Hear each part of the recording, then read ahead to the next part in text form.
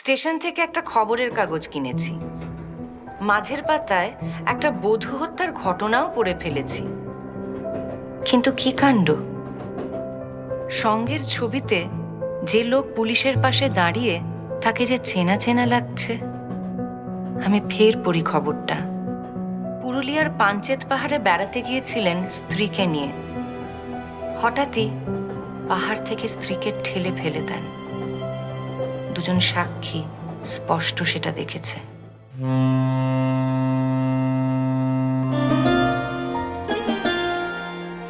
মনের বন্দরে দাঁড়িয়ে নোয়ার গল্প জাহাজ এখন শুধু গল্পের সাগরে পাড়ি দেওয়ার অপেক্ষা। এই ছাড়লো গল্প জাহাজ।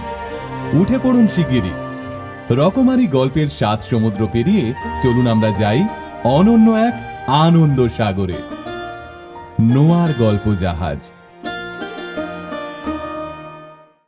পয়লা প্রেমিক। গল্প অহনা বিশ্বাস। পাঠ অপরাজিতা ঘোষ। পয়লা প্রেমিক।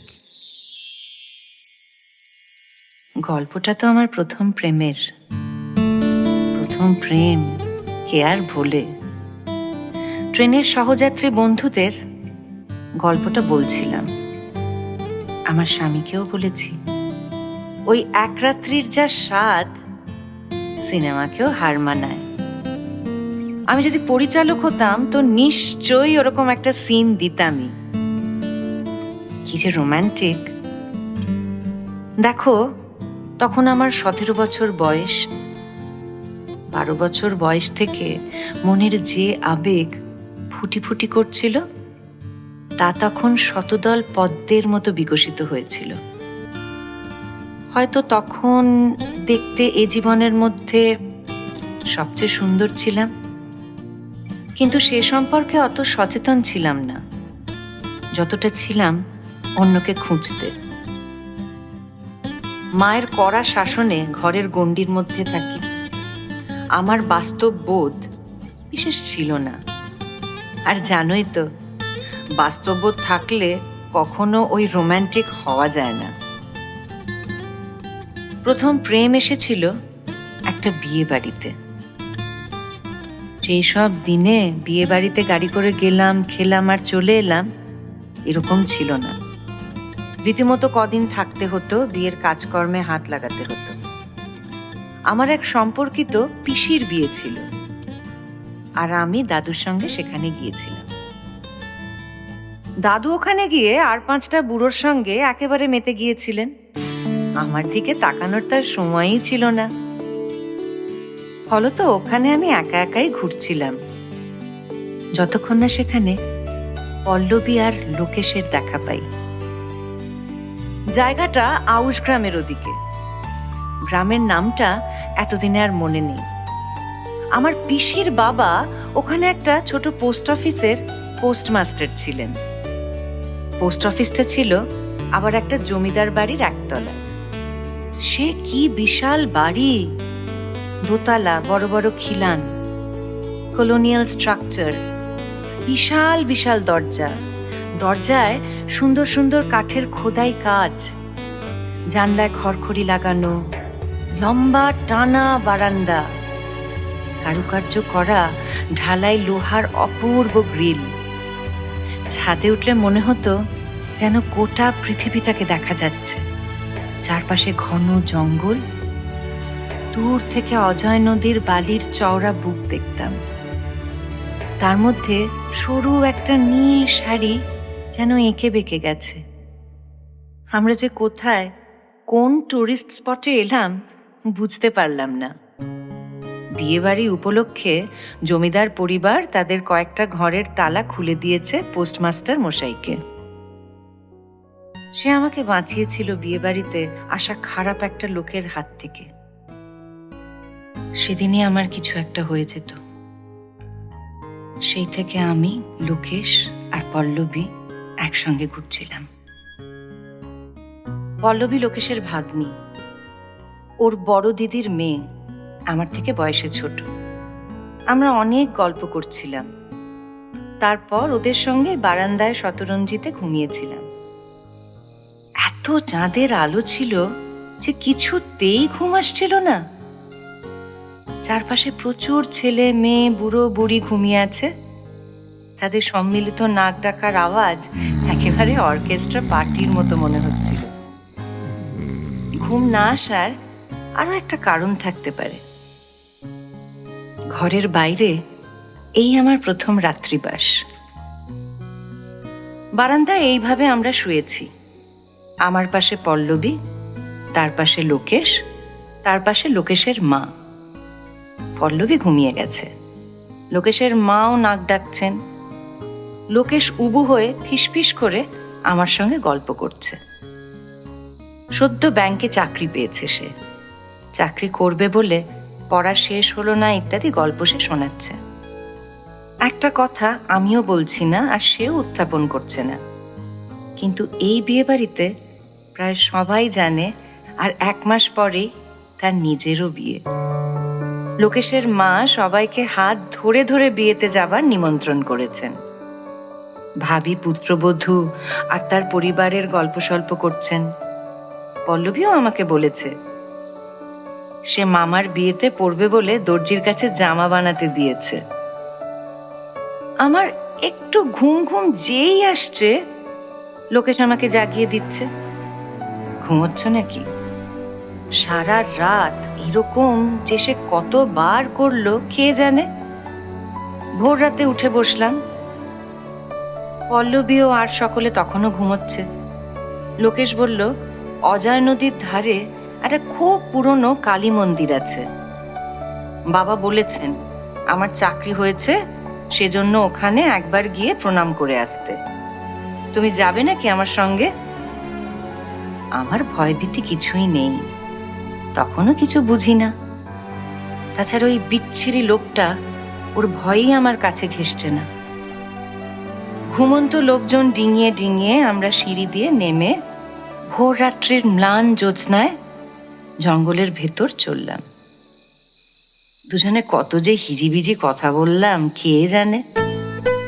কথা বলতে বলতে এক বুনো খেজুর গাছের ওপর কি করে যে পড়ে গেলাম, আমার কেটে গেল। কাটার আঁচড়ে পা দিয়ে রক্ত পড়তে লাগলো। ও হাত দিয়ে বারবার মুছছিল, আমিও মুছছিলাম। রক্ত থামছিল না, আমি ভয় পাচ্ছিলাম।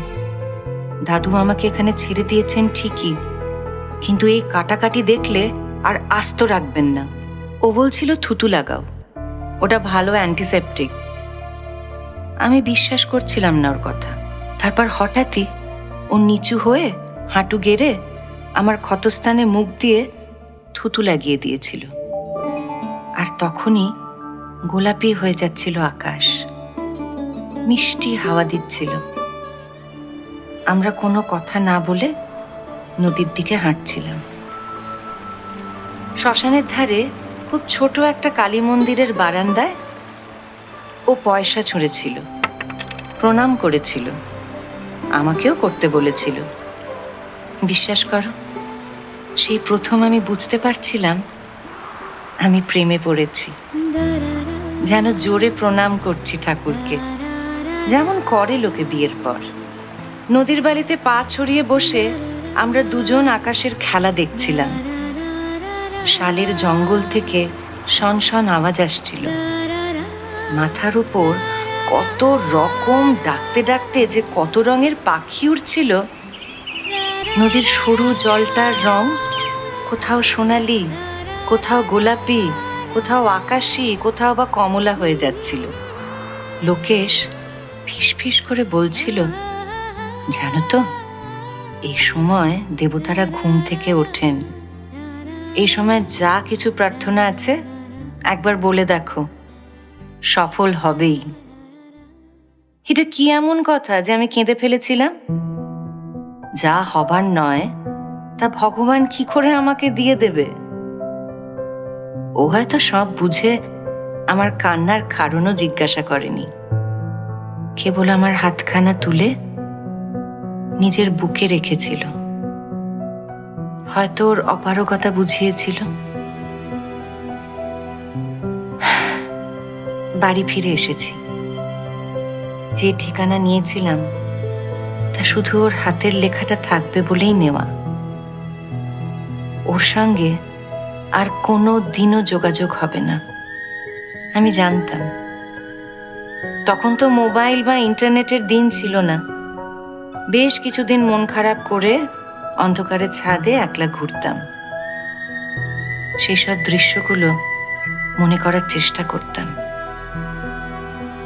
17 বছর বয়সে ব্যর্থ প্রেমের পর জীবন যেন নষ্ট হয়ে গিয়েছিল। বিশ্বাস করো, একদিন ছাদ থেকে লাফিয়ে পড়বো ভেবেছিলাম। কেননা আমার জীবনে তো এরকম ছেলে আর কোনোদিনও আসবে না। এরকম হ্যান্ডসাম, এরকম দয়ালু, এরকম রোমান্টিক। আর আমরা যে একই জাত। এত কম বয়সে ও ভালো চাকরিও পেয়েছে। কিন্তু এদিকে আমাদের বাড়ির লোকেরা তো আমার বিয়ের কথা উত্থাপনই করে না। এর বছর 7 পর এমএসসি পাশ করে রিসার্চ সেন্টারে তখন যোগ দিয়েছি। খুচরো খাচরা মন দেয়া নেয়া যে একেবারে হয়নি এমনও নয়। আমি সাধু নই, তবে সেটেলডও নই। নতুন সাবানের মোড়ক খোলা সুগন্ধের মতো প্রথম প্রেমের গন্ধ তখন খানিক বাসি হয়ে গেছে। তবু মাঝে মধ্যে তার খোঁজ নেওয়ার চেষ্টা করি। তাদের শহরের কোনো ছেলে মেয়ের সঙ্গে দেখা হলে তাকে চেনে কিনা জিজ্ঞাসা করি, উত্তর পাই না। ফেসবুকে টুইটারে খুঁজি, কোনো সন্ধান পাই না। কিন্তু পেলেই যে কি করব তাও জানি না। তবু ইচ্ছেটা মাঝে মাঝে জেগে উঠত। তারপর একদিন এরকম ট্রেনে যাচ্ছি, স্টেশন থেকে একটা খবরের কাগজ কিনেছি। মাঝের পাতায় একটা বধূ হত্যার ঘটনাও পড়ে ফেলেছি। এসব খবর তো রহস্য রোমাঞ্চ গল্পের অনুভূতি দেয়, কিন্তু কি কাণ্ড!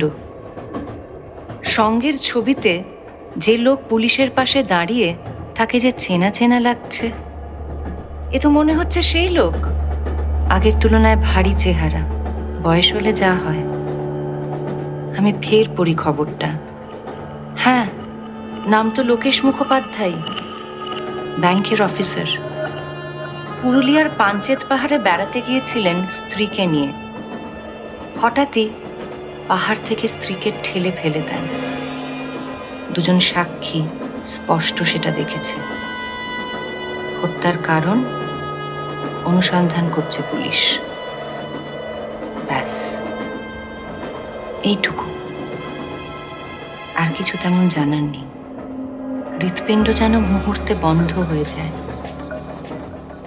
কাগজটাকে দলা পাকিয়ে সামনের সিটের নিচে ছুঁড়ে ফেলি। সেই দিন আমার সঙ্গে তেমন কিছু ঘটে গেলে আমারও ভবিষ্যৎ এরম হতো হয়তো। তারপর কি হলো জানো? নামার সময় দলা পাকানো কাগজটা ফের তুলে নিলাম। ভাবলাম আমার সঙ্গে বিয়ে হলে বেচারাকে হয়তো জেলে যেতে হতো না। কে জানে, আমি হয়তো ওর মনের মতো হতে পারতাম। হাত করা পড়া ওই ছবিটা আমার কাছে আছে। তোমাদের একদিন দেখাবো আমার পয়লা প্রেমিকের একটি মাত্র ছবি।